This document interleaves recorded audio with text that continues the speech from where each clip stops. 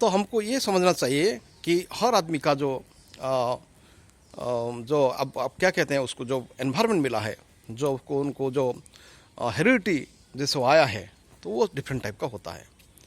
बहुत फैमिली में जो आपका हेरिडिटी के अनुसार जेनेटिक जो कम्बिनेशन बनता है, तो उसके हिसाब से आदमी डिफरेंट टाइप का मानसिक स्तर से गुजरता है। कोई आदमी ज़्यादा गुस्सा हो जाता है, आप उनको ब्लेम नहीं कर सकते, आप उनको ब्लेम नहीं कर सकते कि ये गुस्सा क्यों हो रहा है ज़्यादा, मैं तो गुस्सा नहीं हो रहा हूँ। लेकिन उनका सिस्टम, उनका जेनेटिक कम्बिनेशन जो है वो बना है कि वो ज़्यादा गुस्सा होगा। उसके अंदर में जो कहते हैं क्या, अग्नि जो फायर है, वो फायर का जो कम्बिनेशन है वो ज़्यादा हो गया तो ज़्यादा गुस्सा है। इसी प्रकार की आप देखेंगे कोई आदमी क्या करेगा ना, पानी जैसे पानी स्थिर होता है, जैसे आपका वाटर कम्बिनेशन यदि जेनेटिक में यदि आपका कम है, ठीक है, तो फिर क्या होगा ना, आदमी थोड़ा क्या पेशेंस रखेगा। एयर वाटर सॉइल का यदि कॉम्बिनेशन ज़्यादा होगा, यदि आपका जेनेटिक कॉम्बिनेशन ज़्यादा होगा, तो सॉइल में क्या होगा ना, आदमी को थोड़ा सा मंदबुद्धि टाइप का होता है। मंदबुद्धि यानी जड़ टाइप का होता है, यानी ज़्यादा जल्दी डिसीजन नहीं ले पाता है। एयर का यदि कॉम्बिनेशन ज़्यादा होगा तो आदमी काफ़ी अच्छा डिसीजन ले लेगा, जल्दी डिसीजन ले लेगा वो, क्यों एयर जो है बहुत आपका लचीला होता है, यानी बहुत चंचल गति करता है। तो इसी प्रकार की हम नहीं कह पाएंगे कि आदमी इस प्रकार क्यों है। तो उसको लेके यदि एक आदमी आपका इस प्रकार की किसी गुण से उसका कमी है, तो फिर हम कोशिश करना है कि उसका अच्छा गुण क्या है। हो सकता है उसका अच्छा गुण ये होगा, तो अच्छा गुण में उसको ले काम करना चाहिए। तो मानसिक स्वास्थ्य ऐसा है कि हमको सही सोचना पड़ेगा, सही दिशा में काम करना पड़ेगा, और सही रिलेशनशिप को मेंटेन करना पड़ेगा। इजी नहीं है, ये इजी नहीं है कि हर टाइम हम लोग ही इसको मेंटेन करें। दूसरे से भी हमको वो भी एक्सपेक्ट हम कर सकते हैं, करना चाहिए भी, क्योंकि दूसरा भी ऐसे करे कि मैं जैसे कर रहा हूँ, मैं जैसे उनको हाथ बढ़ा रहा हूँ, वो भी हाथ बढ़ाए। लेकिन सब टाइम ऐसे नहीं होता है, तो हम क्या करना पड़ेगा, हमको वहाँ धीरज रखना पड़ेगा। धीरज रख के काम करना है हमको। माने आपका एक बैलेंस लाइफ, यानी एक हार्मोनियस लाइफ मेंटेन करना पड़ेगा। तो मैं कह रहा था कि कुछ लोग होते हैं कि जल्दी गुस्सा हो जाते हैं, तो उनसे कैसे मेंटेन करेंगे। माने कि आपका वाइफ जो है वो बहुत जल्दी गुस्सा हो जाता है, तो उसको मेंटेन कैसे करेंगे। तो उसको मैं कह रहा था विड्रॉल करना कुछ दिन तक।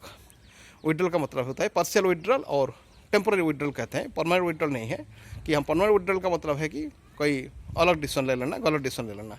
टेम्पोररी विड्रॉल का मतलब है कि उनसे थोड़ा सा कम बातचीत करना, उनको महसूस कराना कि आप भी, आपका एक मानसिक स्वास्थ्य है, आप भी दुख पाते हैं जब वो आपसे गुस्सा हो जाते हैं, आपको गाली देते हैं यार आपको, तो आपका भी मानसिक स्वास्थ्य है, उसको एहसास करना। और आप जो डिफ़िकल्ट फेस कर रहे हैं, जो प्रॉब्लम फेस कर रहे हैं, वो मानसिक स्वास्थ्य की प्रॉब्लम होने से उसको महसूस कराना। तो महसूस करने के लिए वो कहना ज़रूरत नहीं हर टाइम कि यदि आप कहना है, आपको व्यवहार में ऐसे करना है कि ये वो समझ जाएंगे। यदि आप ये कर पाए तो आपका मानसिक स्वास्थ्य आपका ठीक रहेगा, उनका भी मानसिक स्वास्थ्य ठीक करा देंगे। और बच्चे बहुत हेल्प करते हैं उसी काम में। जो फैमिली में माँ बाप के अंदर में प्रॉब्लम होता है, तो बच्चे उसको बहुत काफ़ी फ़ायदा करते हैं। बच्चे कहते हैं कि क्योंकि बच्चे के ऊपर ये इसका जो बहुत गलत प्रभाव पड़ता है, जो माँ बाप ने जो झगड़ा यानी तकरार, जो आपका गुस्सा होता है, तो बच्चों के ऊपर काफ़ी असर पड़ता है उसकी। तो इसके लिए बच्चे को भी ऐसे ट्रेनिंग मिलना चाहिए बचपन से कि वो भी जब भी इस प्रकार की सिचुएशन आए तो वो एक दोनों को मेंटेन करना, और दोनों का जो आपका नेगेटिव चीज़ को वो पॉजिटिव में ट्रांसफर कर देते हैं। तो इस प्रकार की चीज़ को हम एक्सपेक्ट करते हैं बच्चों से।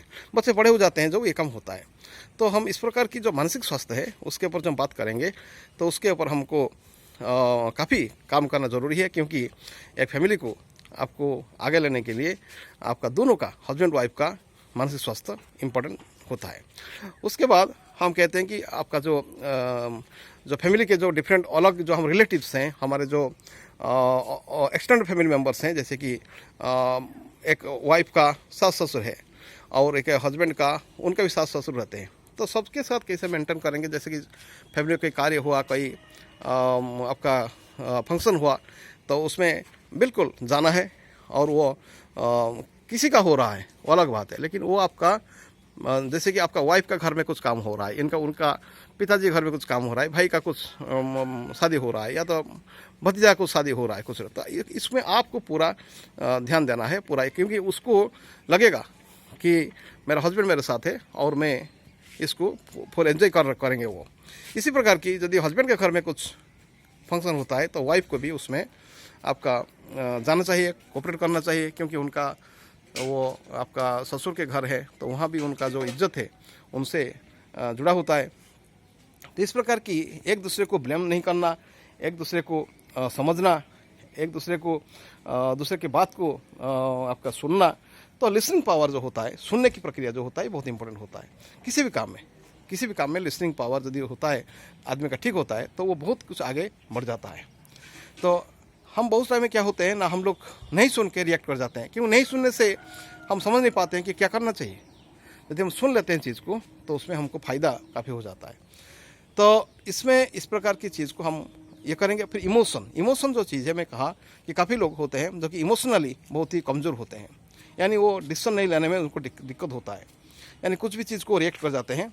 तो उनको हम कैसे सही करें, तो उनको करने के लिए जिस टाइम में वो रिएक्ट करते हैं उस टाइम में उनको कुछ नहीं कहना है, बाद में उनको समझाना है। बाद में उनको यदि मानो कि हस्बैंड का बात को वाइफ नहीं मान रही है तो उसमें क्या करना है, हमको दूसरे आदमी से उनको उनके जिसको वो मानती है ना, उससे से हमको समझाना ज़रूरी है।